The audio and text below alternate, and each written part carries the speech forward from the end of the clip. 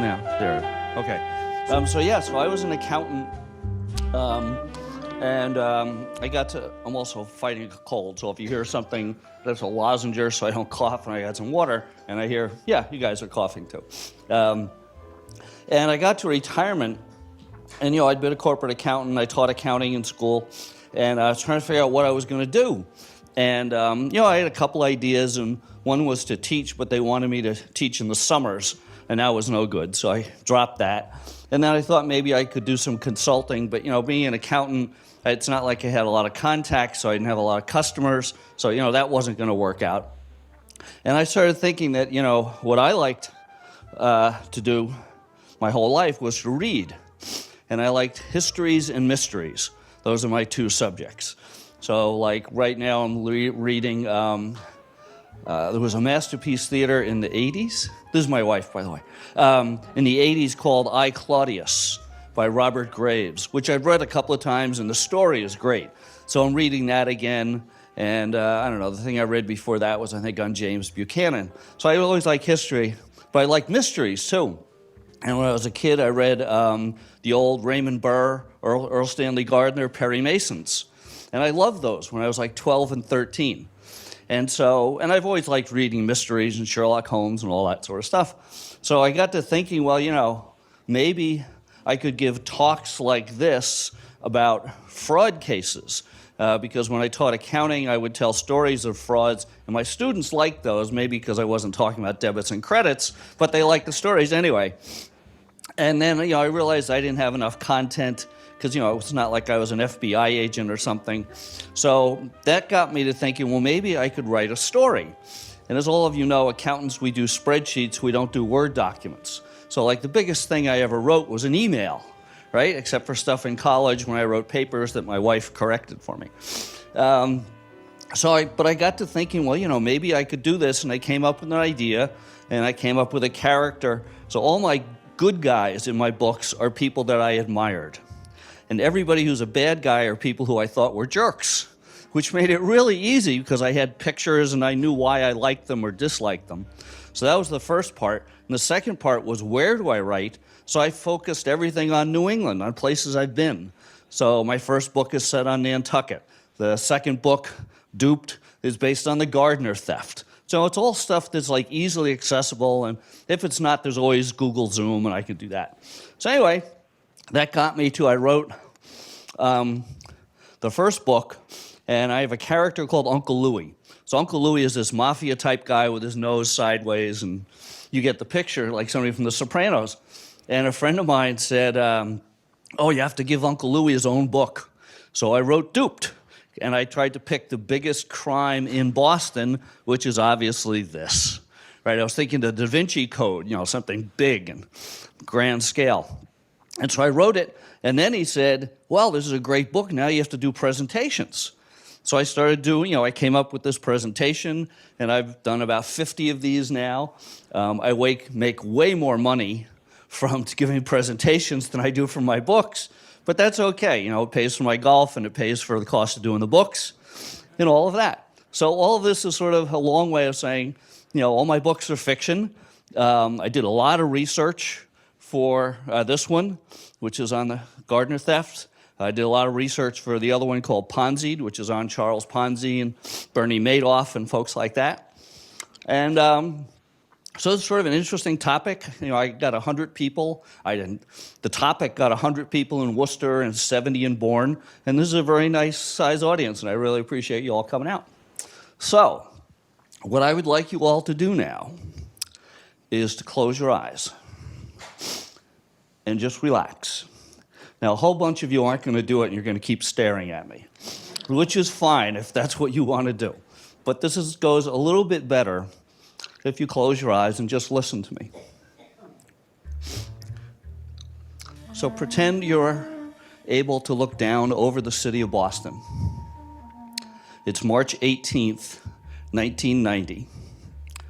It's about an hour after the end of St. Patrick's Day.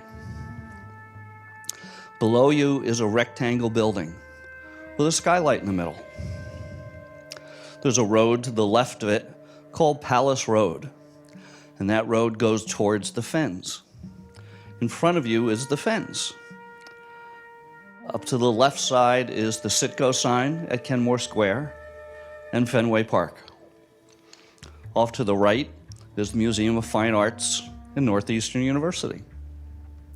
If you kept going straight ahead, you'd hit Storrow Drive, the Charles River, and Cambridge. On that side road, parked about 100 feet past a side entrance, sits a car with two men in it. The car is idling. One man is behind the steering wheel, he's a little taller. Passenger is a little shorter.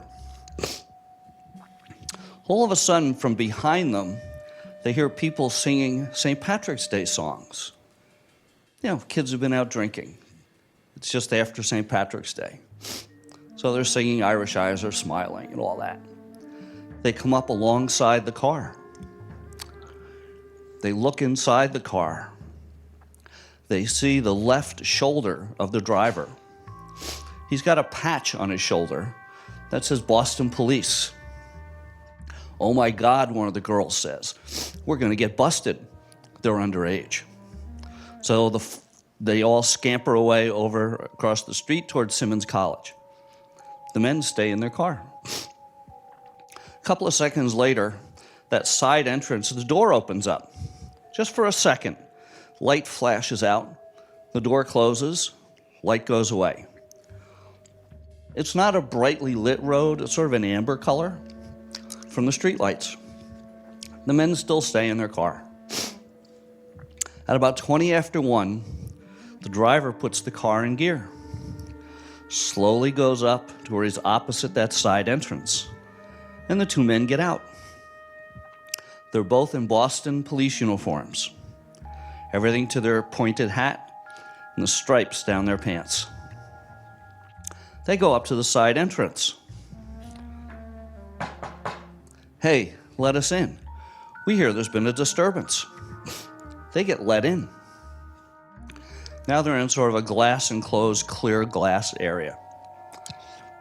Over to their right is a counter. A guy sits behind the counter. He's one of the security guards. He's kind of a hippie-looking guy, long hair. They flash their badges. He lets them in again. They come in.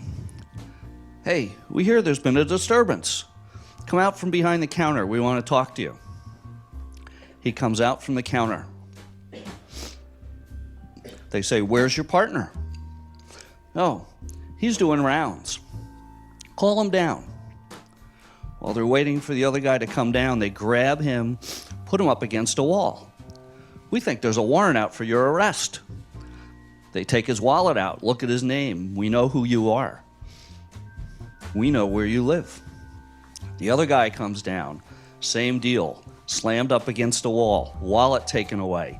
We know who you are. They handcuff him, duct tape him, and say, gentlemen, this is a robbery. They take the two men down to the basement, the two guards. They take one to one end of the basement, hook him up to some pipes, take the other one to the other end of the basement, do the same thing. This has taken 20 minutes. These two fake cops are not in a hurry. And the reason is they know they are never getting caught. Nobody's going to come to their rescue. They go upstairs. When they went down to the basement, they didn't miss a turn. They didn't take a wrong step. They knew exactly where they were going. Now they reverse their tracks, go up to the second floor, skip the first floor. They go to the Dutch room. They start taking things off the wall, busting frames, razor blading things. One of the guys goes around the center courtyard of the Gardner and goes to something called the short room or the short gallery. He starts taking some things down. After a while, he goes back to the Dutch room, helps the other guy out, goes back to the short room, finishes his job, then comes back. They're at this for almost an hour now. They take their items down to where the guards area was. They have 13 items. They let them sit there and go down to the basement to check on the guards. They're still tied up. They come back upstairs. They take a broken frame and put it on the security director's chair as a gotcha. They take a videotape, because there were cameras recording where the guards sit and recording the street. They also take a paper tape that shows all the movement in the Gardner. Takes them 2 trips to get all of their stuff out of the Gardner and into their car.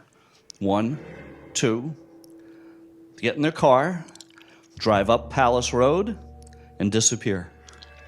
And so now you can open your eyes. So now you have a picture of what this is going to look like. And I'll go through that in more detail, and I'll tell you a lot of other stuff. But now you can sort of see what went on. And it's a really interesting story.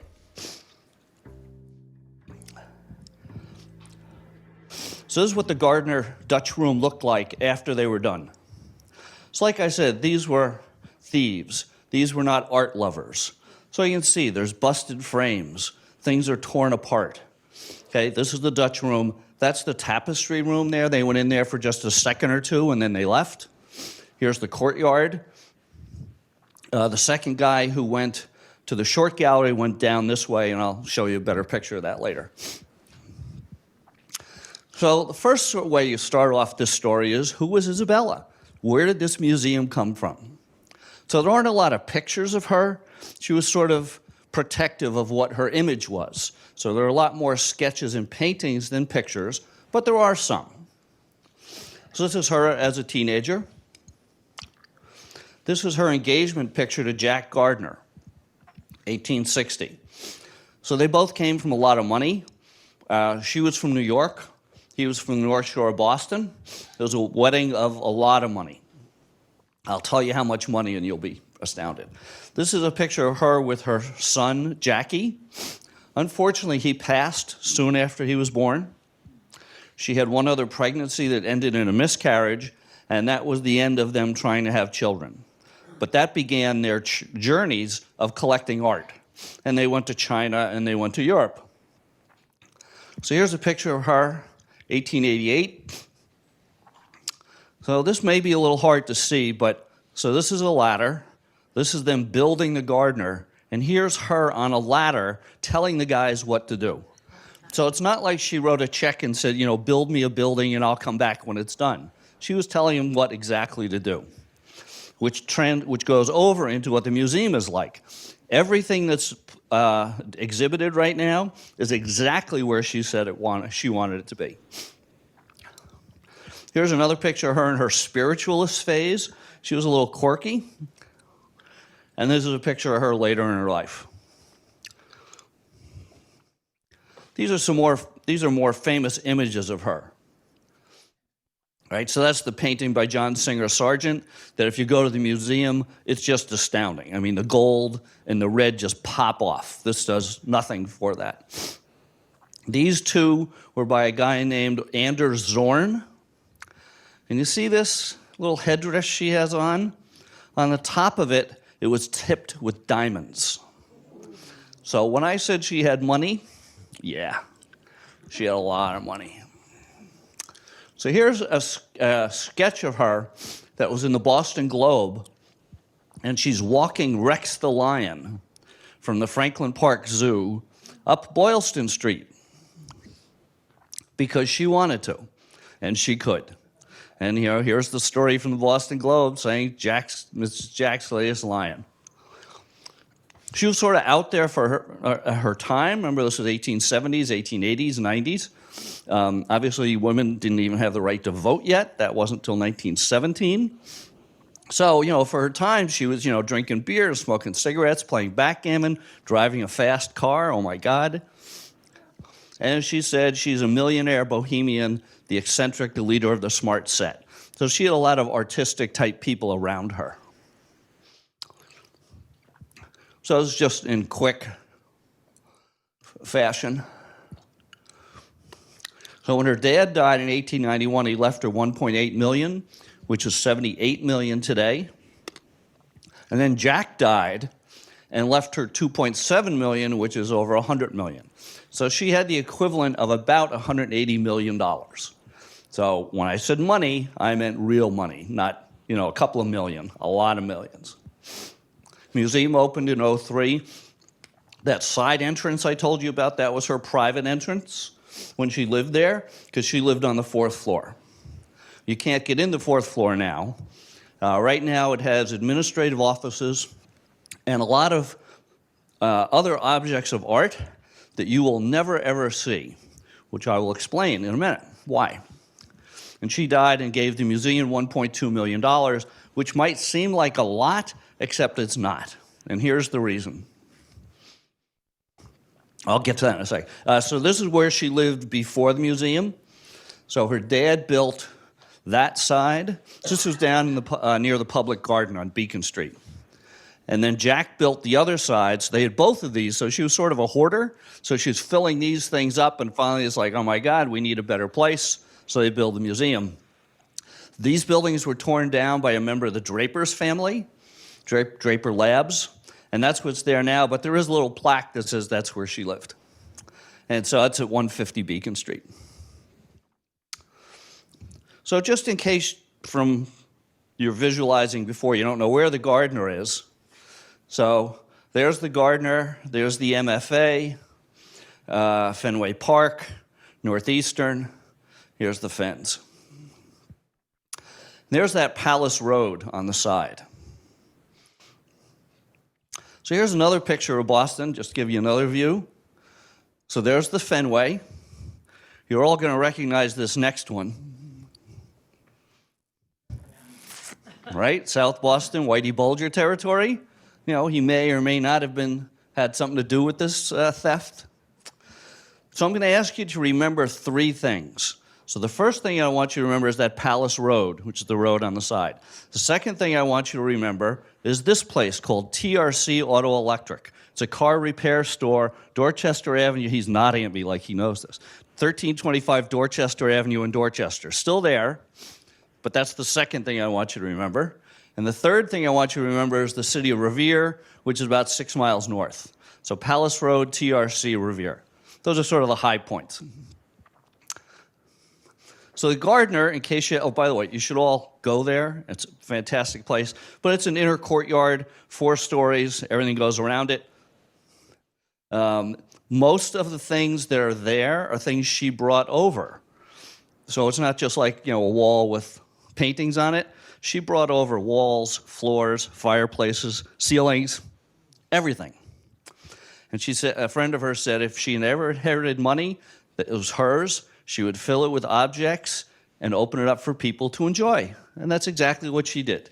And she had the money and the will to do it. So here's a hotel that she and Jack used to stay at. They went to Venice. Excuse me. And this was one of the inspirations for the Gardner. The other one was this place. So you see these balconies? She liked them so much, she shipped them over. They are part of the courtyard. She brought 8 of those over.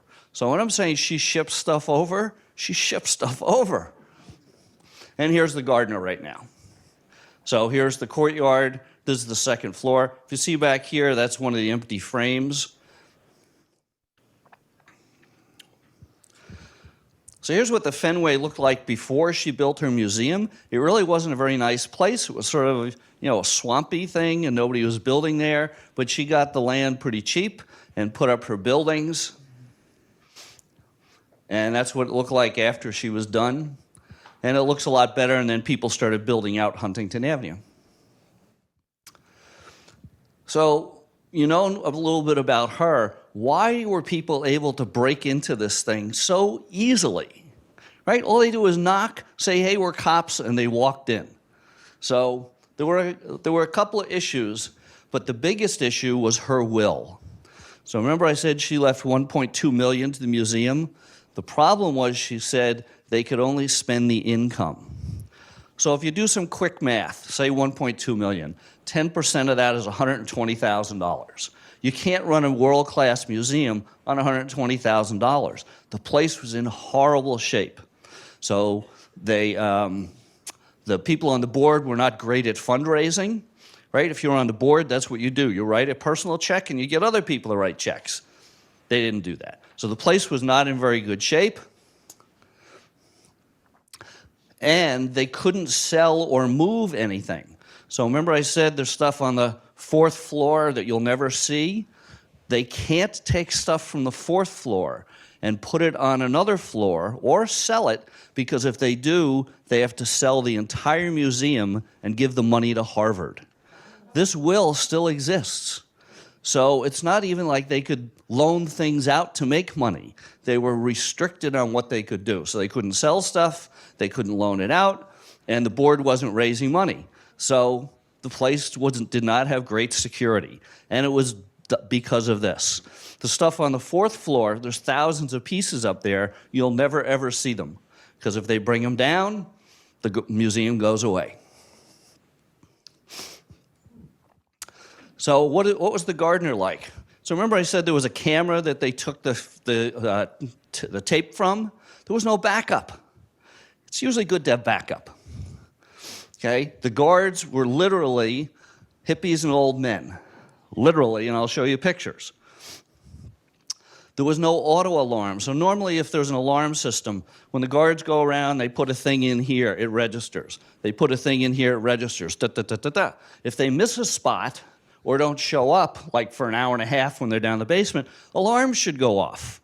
Nothing, no backup. That's why the guys knew they were never going to get caught, because they knew all this ahead of time. The place was there for the picking. They knew they wouldn't even get discovered if they stayed there till breakfast at 6 a.m., because the next shift came on at 7. They could have stayed there all night if they wanted. Excuse me. So there were 13 items taken. So there's this. Now I've got numbers up here of what things are worth. Disregard them. It's just, add a whole bunch of zeros to whatever number you feel like it. So this is a Vermeer, the concert. This is a Rembrandt, Storm of the Sea of Galilee. And this is Lady and Gentleman, another Rembrandt. That's the one I stole and put on the cover of my book, because, who's going to arrest me? Nobody. So those are all part of the ones that were stolen. There's this called Chez Tortoni by Manet. So this is interesting for one reason, and I'll get to it in a little bit. This was stolen. It's called Landscape with Obelisk. They thought it was a Rembrandt, but it's not. It's by a guy named Flink. That's worth a ton of money. And then there's this, which is a little 2x2 postage stamp size sketch by Rembrandt, a self-portrait. And that is worth who knows how much money. So all of these things. So if you add it all up, the stuff's probably worth $1 billion, right? If you went out and sold it. Something like that. Massive amounts of money. So here's what the room looks like now. So that's where Lady and Gentleman in Black was. That's where Storm of the Sea of Galilee was. So this one's going to be a little bit tougher to see. See this little white dot there? There was a vase there. It's called a gu or a coup. So they're taking Vermeers and they're taking a vase, essentially a vase. Now, it's a couple 1,000-year-old Chinese vase, but still, it's just a vase. The concert was there, and Landscape with Obelisk was on the back side of that. That Rembrandt they did not take. It was too hard to get off the wall. I think it was screwed in or something, but they did not take that. But that little 2x2 thing was right there, and they took that. This is the hallway to get down to the short gallery. And here's just another picture of that's the Flink, and there's the hallway down there. So this is the short gallery. It's not much bigger than a walk-in closet.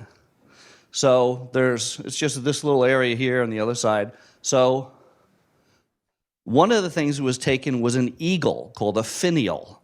Just a, little eagle sits on top of a staff, and it was from Napoleon.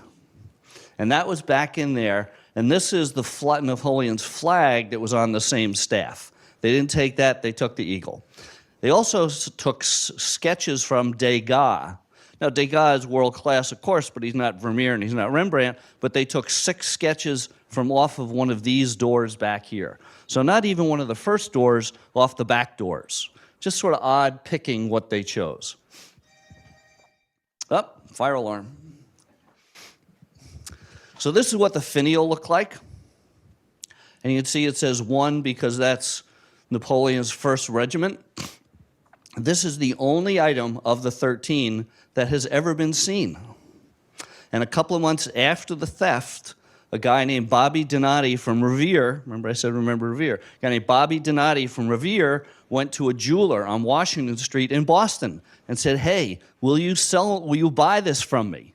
And the jeweler came forward about 2 years ago after he retired, and he said, Jesus, Bobby, why didn't you just steal the Mona Lisa? It would be easier to get rid of than the eagle that you stole from 2 miles away in Boston.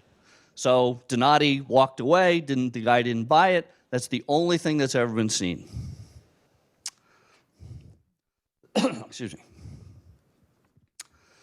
So these are the Degas sketches. A lot of them are about horses, and they're nice, but again, why pick these? Just odd choice. So I'll leave this up there for a little while. This is what she paid for each of the items. So in total, she paid about $142,000. But it's interesting. So that Vermeer, she paid under $6,000 for. That's worth like a couple $100 million now. But the vase, she paid $18,000 for.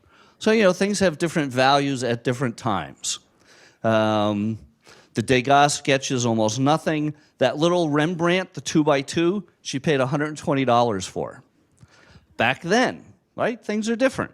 But that's what she paid for. So in total, she paid $142,000, and now the stuff is worth, pick your number, $500 million to $1 billion. Right? It's just mind-blowing.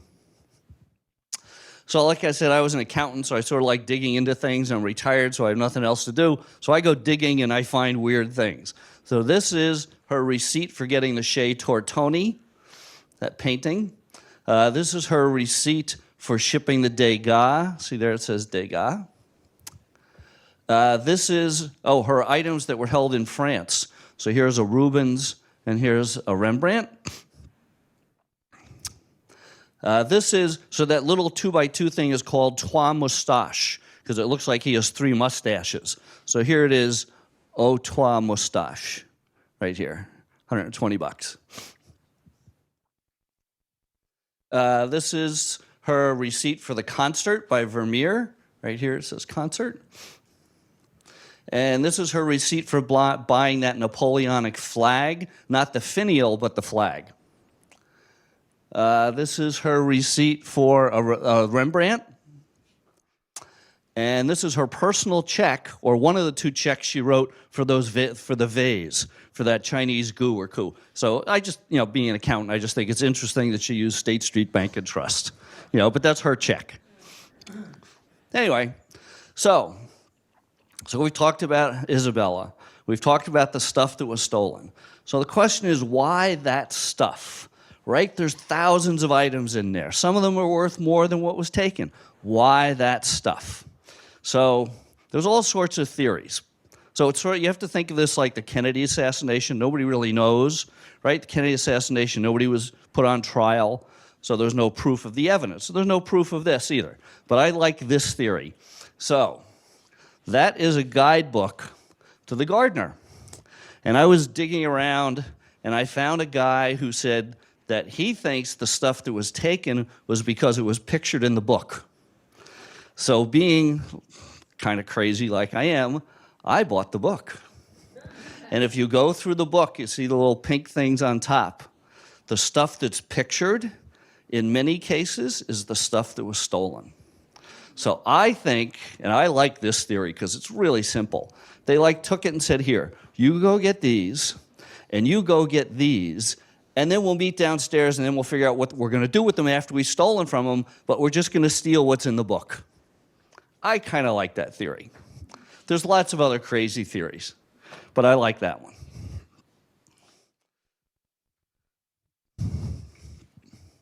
So the Dutch room, what was pictured in that book? the vase, and the Rembrandt, and the flank were all pictured in that book. These were pictured in the book for the Dutch room. That Chez Tortoni by Manet. Now, if you probably don't remember, I never said anybody went to the first floor. I said they went to the second floor. This was on the first floor. So it's pretty small, that's where it looked to be. The only item pictured for the Blue Room in that little book is this. That's the only item pictured for that page. And they took one thing from it. So I don't know, I kind of like that. So what wasn't taken? Well, they didn't take that self-portrait, okay? They didn't take this, which is a Rubens. They didn't take this, which is one of the four done for the King of Spain in like the 1500s. It's large, it was on a different floor. There were four of these together, and they're worth $1 billion.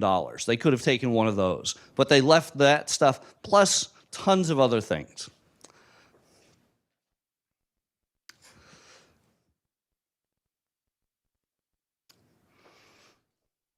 So I'm going to go through this now. So there were other attempts to get in the Gardner. I'll tell you about what happened the night before the theft, a little more about the theft. I'll tell you who did it, because we know that. That's really easy, okay? And then where'd the stuff go? And then I wrote a book, so I had to come up with an ending, so I came up with an ending. September 23rd, 1981. And I know this because a guy who was the head of security at the Gardner showed up in one of these presentations and told me about this meeting. A decade before the theft, the FBI had an undercover guy who said the Gardner's going to get busted. And they knew who it was. So the FBI told the Gardner changed their security, nothing ever happened. But a guy in my audience was the head of security in that meeting. 2 months before the theft, March 15th, 1990, two guys go to the back side of the Museum of Fine Arts, not the Huntington Avenue side where the statue is, but the back side. They walk up to the back of the Gardner. Hey, let us in. We hear there's been a disturbance. The guy's like, I can't let you in. That's against the rules. I have to go get my boss. So he goes to find his boss. The MFA is gigantic. It takes him like 8 years to find his boss. By the time he gets back, the guys are gone. But two guys tried to talk their way into the MFA 2 months before the theft. The MFA didn't tell the cops. They didn't tell the Gardner. They didn't tell anybody. They kept it a secret. Next. 2 weeks before the theft, a guy is getting beat up on that Palace Road, right by the side entrance. Two guys are beating him up. He breaks free. He goes to the side entrance. Hey, let me in, I'm getting beat up. Oh, I can't let you in. He walks away, gets in the car with the two guys who are beating him up, and the three of them drive away together. So 2 weeks before the theft, they're trying to test whether they can get into the Gardner. The night before the theft, right, the theft was on the 18th, the 17th, 1 a.m., at least 3 people were allowed into the Gardner who should never, ever have been in there. And we know that because we have videotape. And I'll show you the tape. So,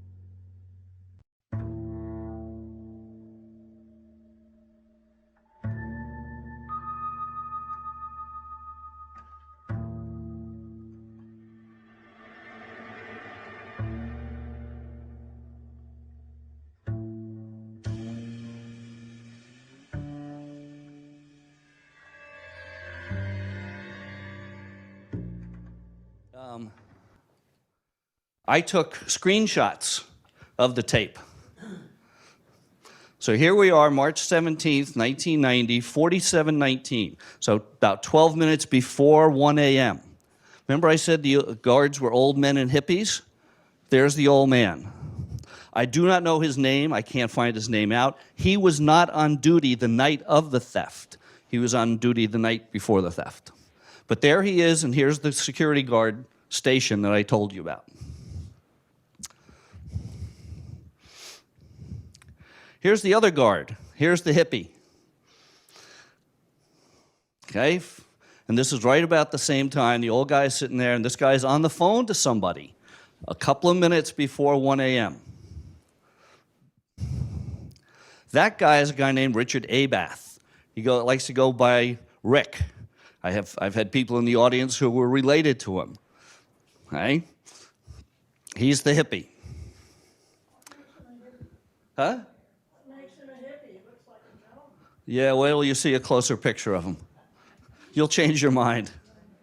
Okay, so this is 47:19. At 48:10, 12 minutes before, this is a car on that Palace Road backing up away from the fens to be opposite the side entrance. It didn't come around, it backed up. So, the lights are on, it's backing up, the side entrance is right there. So this is the day before the theft. 48:39, the old guy takes a hike. He thinks something's going to go on maybe, so he leaves. The car has stopped. You can't see it. There's a person right here at 48:58. The car has stopped. He's turned it off. He's going into the side entrance. Okay? Nobody's supposed to go in the Gardner at all. 49:15, here's the Rick Abath hitting the button, letting this person in. So that's at least one person who's in the Gardner. 49:18, the guy goes in. If you watch it, this is the door opening. 49:25, somebody, maybe him, maybe not, turns around and leaves the side entrance to go back to the car. So it's like he was in there for 7 seconds. What do you do? Go in, wave, hi, and then leave? Don't know. But somebody went in and somebody went out. 49:31, the car starts up. Only one door opens, so there's only one person in the car. 49:39, see down here, this light? Somebody else goes into the Gardner. That's two, because these doors did not open. So it's not the guy in the car who went in here. So that's two. Here's the guy. 49:47, he's standing in front of the security guard. That's his picture. Don't know who he is. They haven't been able to identify him. Nothing happens for a long time until 52:52, and here's, you can see the hand. There's somebody else there again. So whether it's this guy or somebody else, don't know. 53:00, here's a guy walking this way. But this guy, this shirt isn't the same as this jacket. It doesn't look like the same guy. So to me, that's three. At least three people who've gone into the Gardner. 53:10, somebody is at the door. So this guy has walked in, but somebody has walked out. So to me, that's four now. There's four people in the Gardner. None of them should have been there. Excuse me. 53:24, the car's sitting there. 53:30, the car drives away. Nobody has gotten into the car.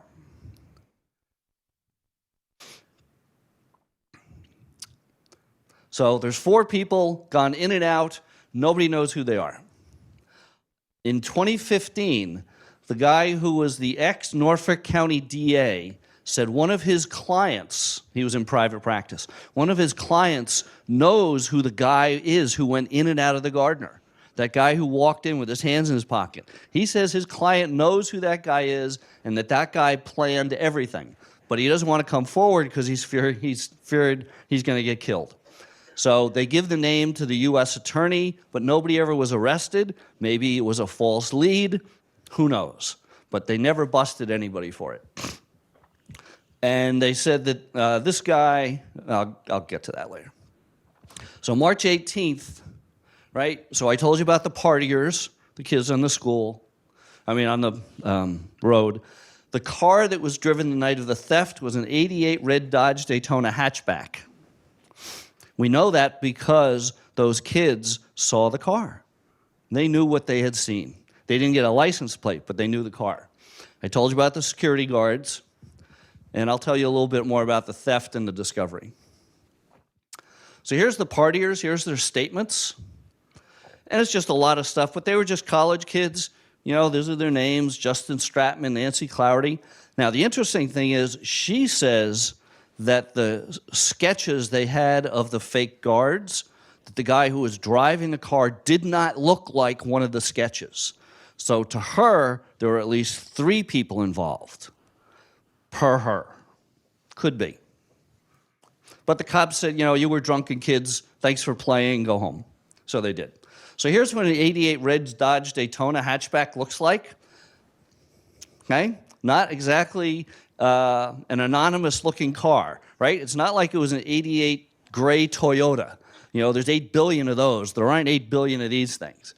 And this is the picture of the car the night before. So to my brain, this looks like the same car used the night before as was used the night of the theft. So the guys who were casing it the night before used it the night of the theft. So here's the security guards. You were asking why one looked like a hippie? How's that? So that guy there is Rick Abath. He was part of a band called Uriah, and that's where they lived. He lived in Alston, Brighton, and they used to throw keg and weed parties. So, you know, $5, come in, smoke weed, drink beer, and listen to a band. So that's what he was doing there. The other guard the night of the theft was a guy named Randy Hested. He was called in at the last minute because the old guy was sick. Had nothing to do with anything. Just a guy on duty that night. So, you know, when I had you close your eyes, I had you imagine this, but here's sort of the exact timeline. You know, minute by minute.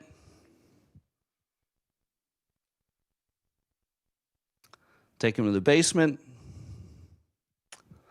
They go up to the Dutch room.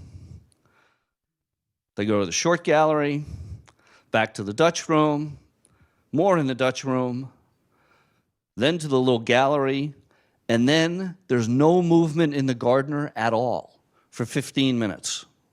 No movement. Then it starts up again. Then it stops again. So there were 2 breaks where they could not tell if anybody was moving around the Gardner or not, and they have no idea why. Then it starts up again. They take everything downstairs, like I said, put it out to the car, in, out, and drive away.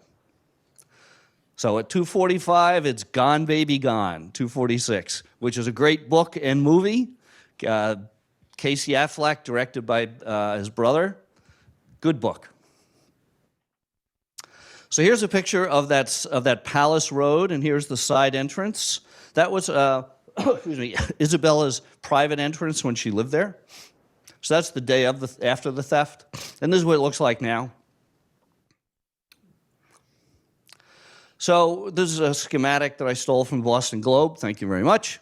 But just sort of shows, you know, the timeline down here and where they went. So they come in here, go down the basement, come back up here, mess around here. Here's the short gallery, back, forth, come back, go to the basement again, back, take the stuff out to the car, and drive up Palace Road this way. So that's just sort of a different view of the same thing. Oh, and that blue room where the Chez Tortoni was is down here on the first floor. So it's not even close to these rooms. So here's Rick Abbott's movement the night of the theft. So he's the one, remember I said that the side door opened and the light came out? He's the one who says he opened that door because he was testing the security or something, which makes no sense. He's the only one who was in the blue room. He went through that blue room that night. But he says he didn't steal anything. And he's the one who opened the door. So he went through that blue room twice.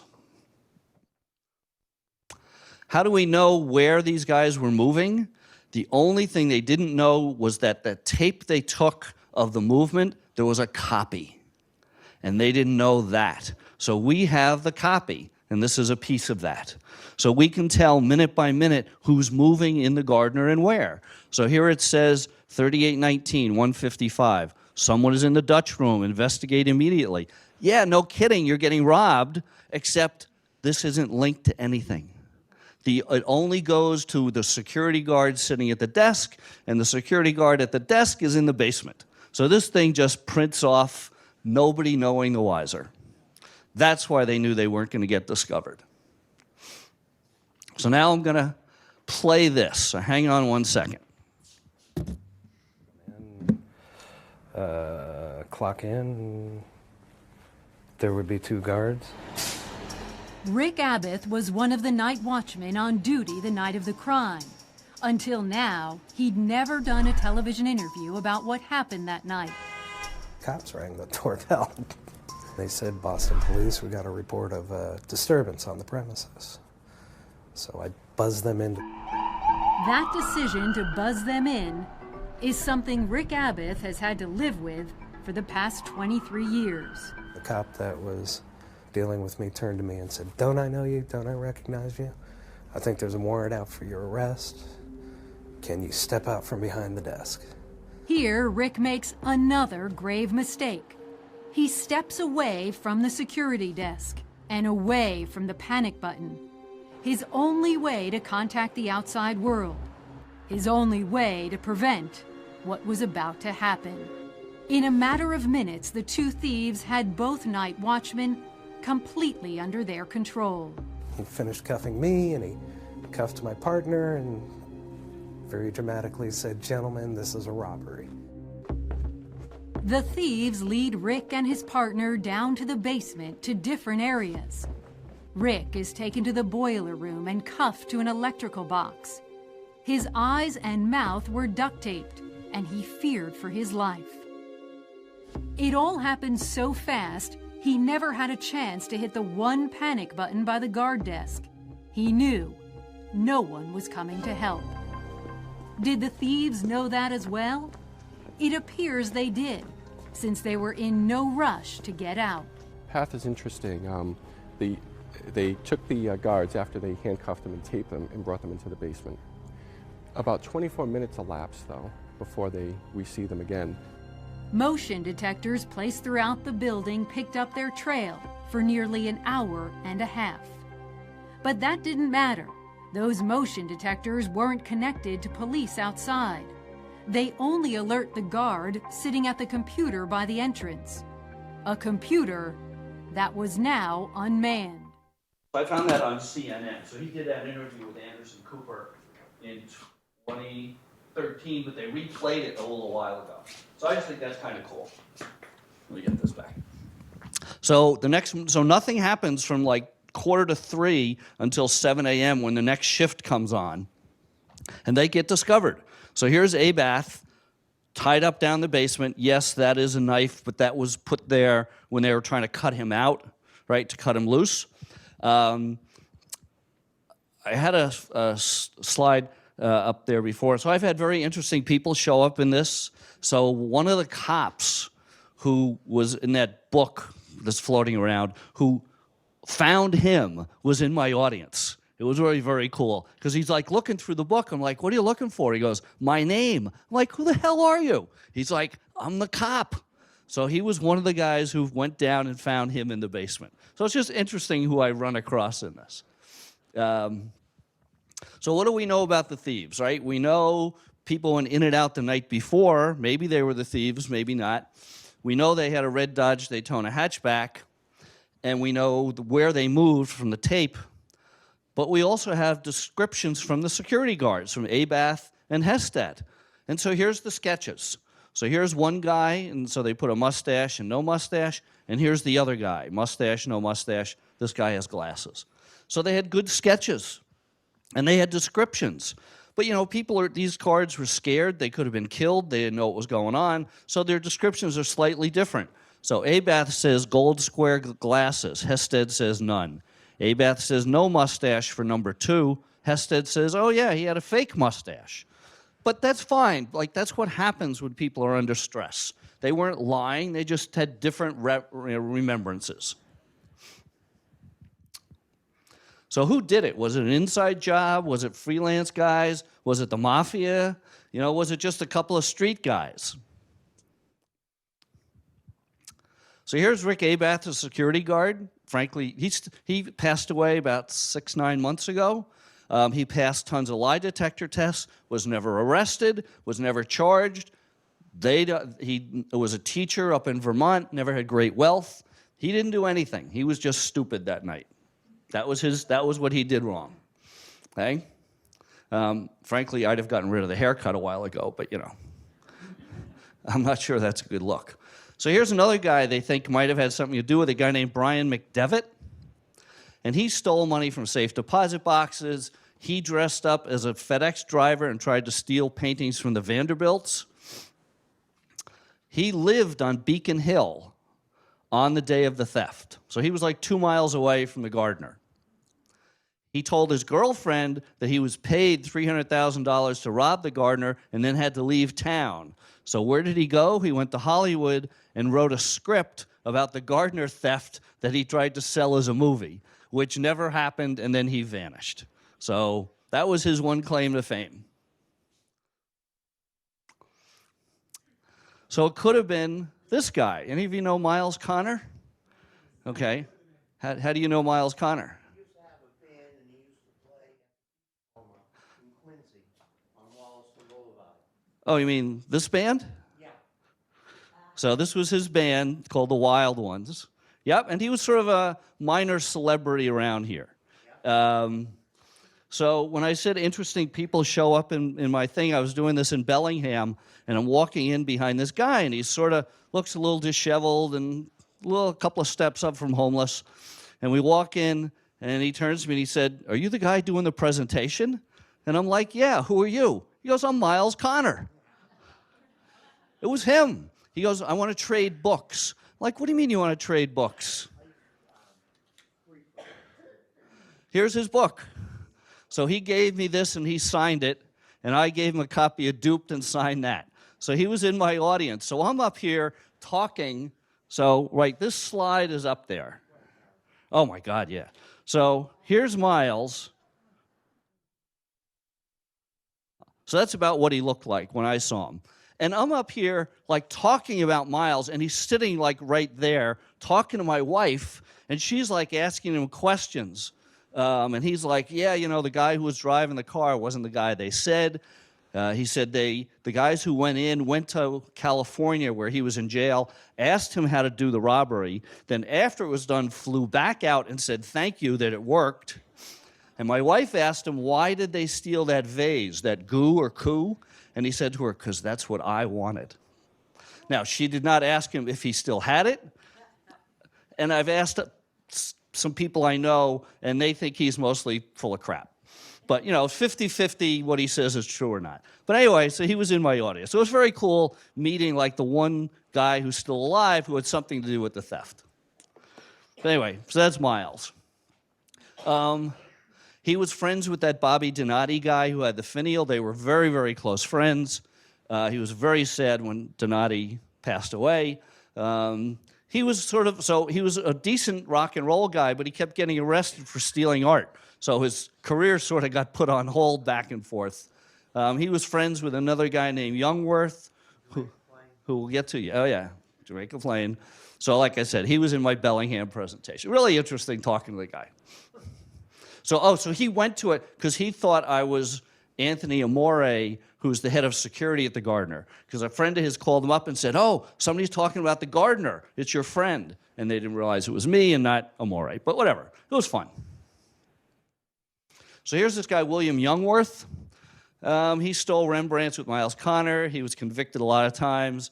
He owned this store called Almost Antiques, where he fenced stolen art. For some reason, he had Liberace over there, whatever.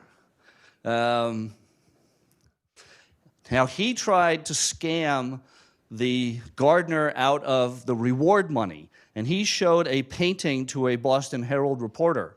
And the reporter scraped some of the paint, the oil paint off, and it was for the right time period, but not the right painting. So, but he was trying to run a scam to get the $5 million, which was the reward at the time, which he did not get. So he was also friends with a guy named Joseph Murray, who we'll also get to.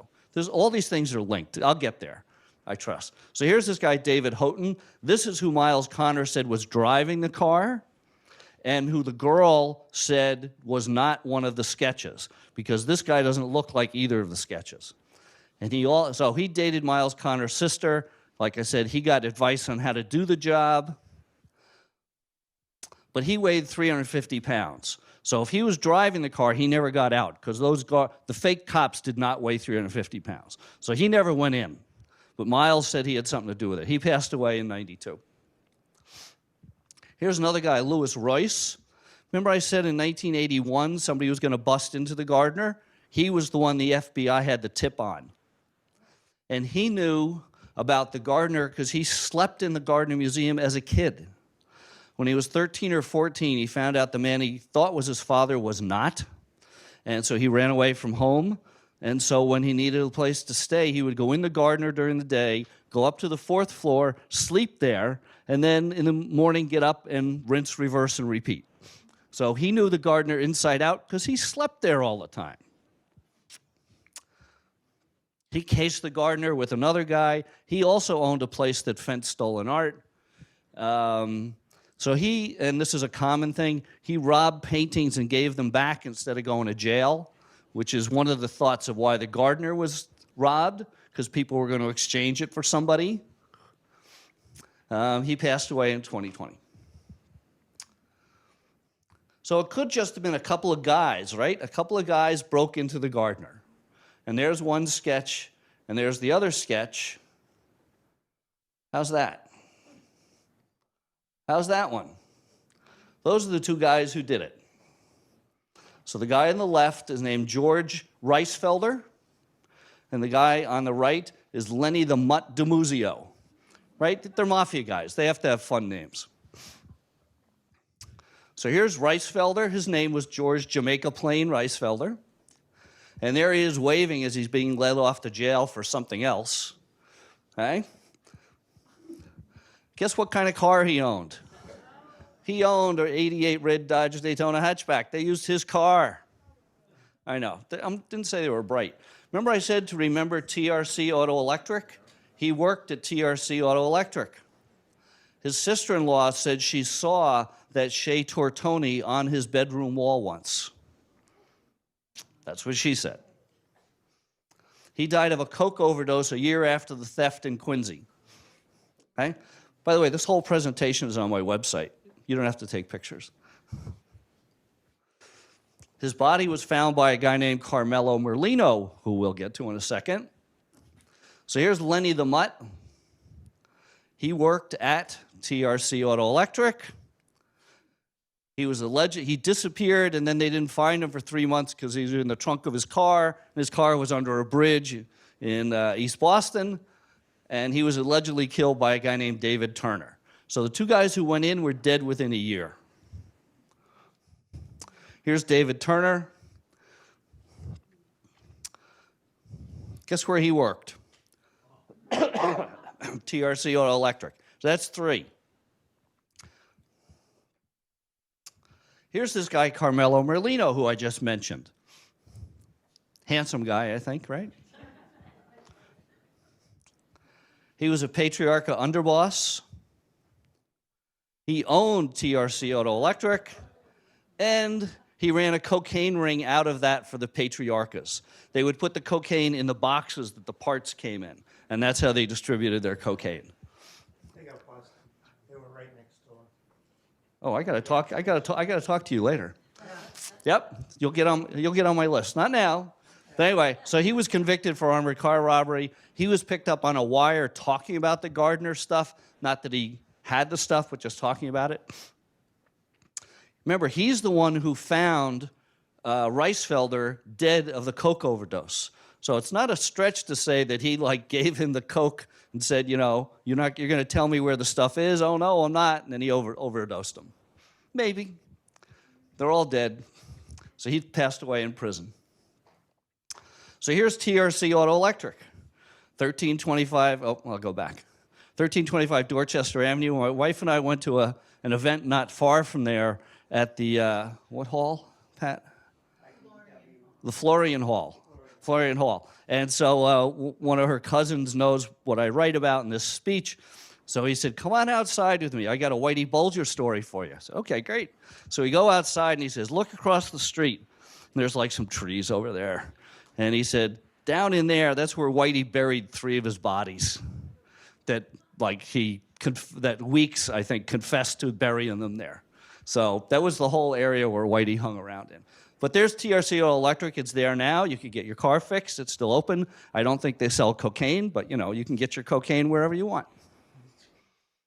So here's everybody who worked at TRC: Reisfelder, Lenny, Donati, David Turner, David Houghton, Tony Romano, he's the one who wore the wire, and Carmelo Merlino. So 7 guys, all from the same place. So who planned this? So you got to think of this as levels, right? The 2 guys who went in were the lowest guys. Then there's Donati, who I'll tell you what he did. And then there's guys up the chain who distributed the stuff. So could Whitey have done this, right? So how Whitey made his money was he got 15% of all the crime in his area. He didn't do the crime, he just made you pay him. He took $1 million lottery ticket. He took somebody's liquor store. He was just a regular badass and liked to kill people. But I don't think he did it. However, I was in the hospital a bunch of years ago, and I had a roommate, and we're talking, and he's like, so what do you do? I said, well, I'm writing this book about the Gardner theft. And he starts laughing at me. I'm like, John, why are you laughing at me? He goes, I can't tell you. I'll have to kill you. I was like, fine, whatever. Anyway, so I'm there like 3 days, and every day I'm pestering him, you know, why are you laughing? He said, I can't tell you. So finally, the last day, I'm getting kicked out. I go around the curtain, sit on his bed, and he's like, John, you have to tell me why you're laughing at me. He's like, fine. So his story was he was a Korean vet, became a bouncer, eventually got into the restaurant business, and he said he owned a restaurant with Whitey. Not like a hangout like Triple O's, but a nice Italian restaurant. He said, and I'm telling you, Whitey said he did the robbery. Okay, fine. Like I said, think of this like the Kennedy assassination, right? There's 20 theories of who did that. There's 20 theories of who did this. But my roommate said that Whitey did it. I don't think so. It's not Whitey's thing. And if he had this much in art, they wouldn't have found him in Santa Monica, California. They would have found him in Switzerland or someplace. So he did. I don't think he did. It's not his thing. And Steve Fleming and Kevin Weeks, he told them to find who did the robbery so he could get his 15%. And if he had done the robbery, he wouldn't have done that. So I really don't think Whitey did it. So anybody remember this? This is Joseph Murray and Whitey. So they put a boat together out of the North Shore, Gloucester, I think, with guns for the IRA. It goes across the Atlantic. They get busted. The boat comes back. Everybody gets thrown in jail. The guns go to the British government instead of the IRA. So one theory is that Whitey stole the Gardner paintings to give them to the IRA so they could sell them for guns.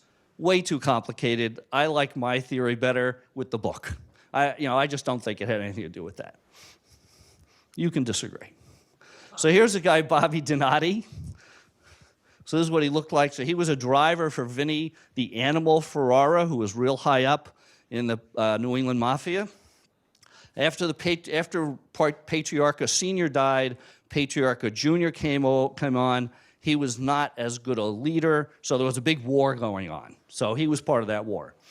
So he was friends with Miles Connor, stole art with him, worked at TRC.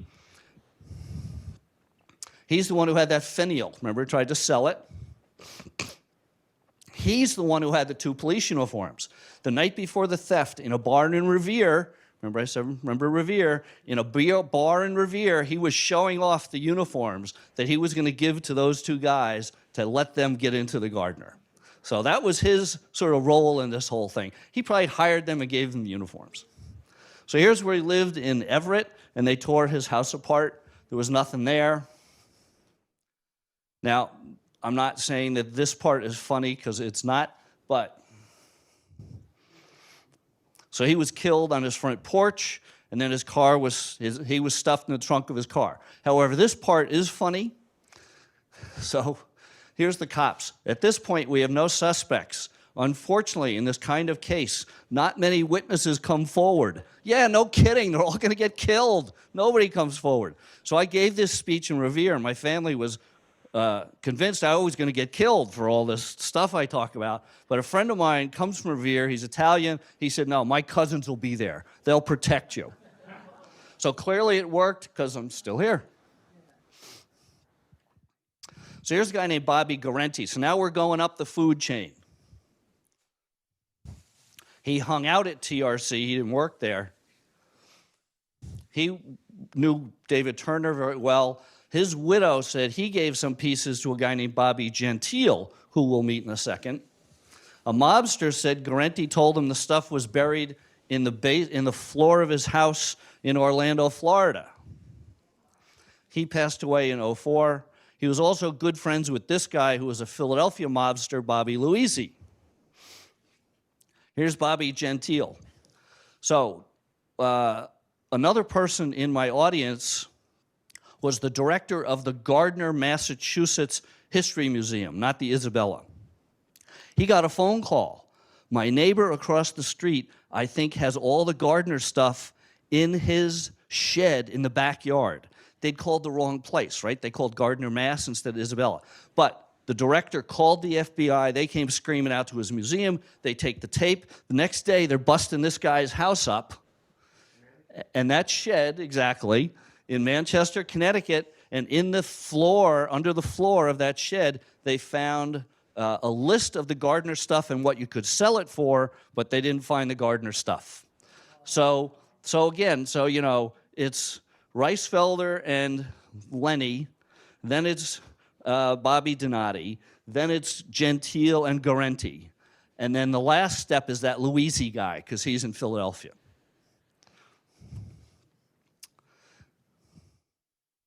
And he passed away recently.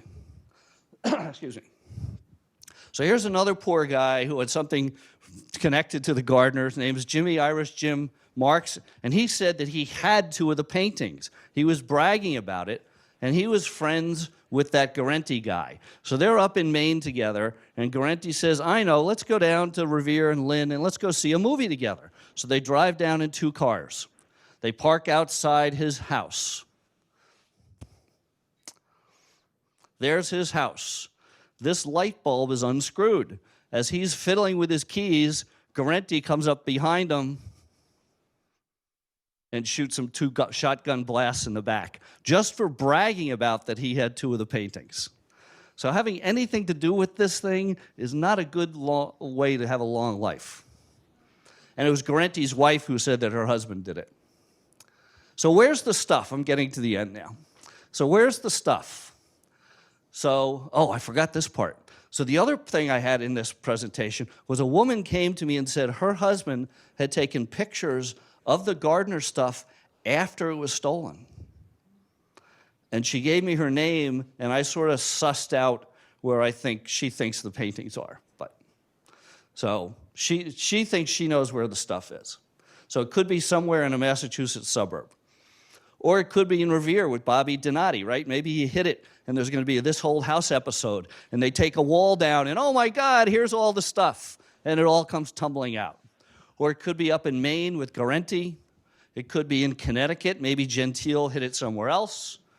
Maybe it's in Philadelphia with that guy Luisi, or maybe it's in Florida. Could be anywhere or none of those. Here's what the FBI says. The stuff, so the middle part here, we've identified the thieves, Mid-Atlantic Crime Organization, that's TRC Auto Electric, right? So that's them saying TRC. But they're saying stuff went from Connecticut to Philadelphia, and then after that, they don't know. And that's at 2013. So they're still investigating, but that's the best most recent thing that I can find about what they think happened to it. So stolen somewhere, Connecticut, Philadelphia, gone. So Donati got the uniforms, he paid the other two guys, they got killed. Donati hid the stuff, and then it goes to Philadelphia. So this all came from my book. So here's my Uncle Louie character, although I describe him. He's a real guy. He was a uncle to one of my wife's high school girlfriends. Scariest guy you'd ever want to be in a room with. Just makes the hair on your arms stand up. Didn't look like this. But I had to come up with an ending. So my wife grew up in Swampscott, and we've been going out since college. So I drove up to Swampscott a billion times, and I needed a place to say where I said the paintings were. So I always drove past thing. It was called Doc Kagan's Car Repair, right? It's on there, North Shore Road. And the thing that I loved was they had Doc Kagan dressed as a doctor with one of the mirrors. So I just thought that was funny. So when I had to come up with an ending for my book, I put the paintings there. Because, I just amuse myself when I write my books. So, and I found a picture of Doc Kagan. So there's Doc Kagan, and that's where I said the paintings are, down in the oil-changing pit down there. So this is wrapping up. So if you want to read really good stuff, factual stuff, Steve Kirchin, Boston Globe Pulitzer Prize winner, has a great book. There's This Is a Robbery, which is on Netflix, which is a fantastic thing. Like I said, this is all on my website, so. Oh yeah, just that. So my books are available in hardcover. It's the Gutenberg book. Paperback, see, paperback writer, the Beatles. My stuff is in an ebook, and it's also in audio. So you can get it and listen to it on your phone or in your car radio or whatever. And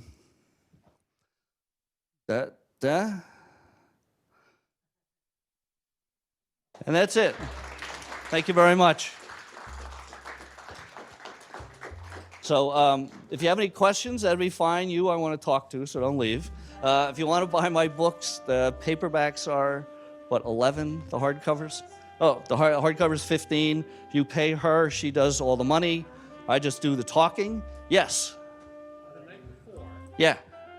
we saw the hippie hit the button to let somebody in. What do you say about that? I can't find it. Not enough to say who it was. They don't know who went in that night. I know. There was nothing to say he was. Put it this way. If he was involved, he would have been arrested and charged. They never charged him. So you got to think he wasn't. But I understand your point. So anyway, thank you all for paying attention. Have a good afternoon.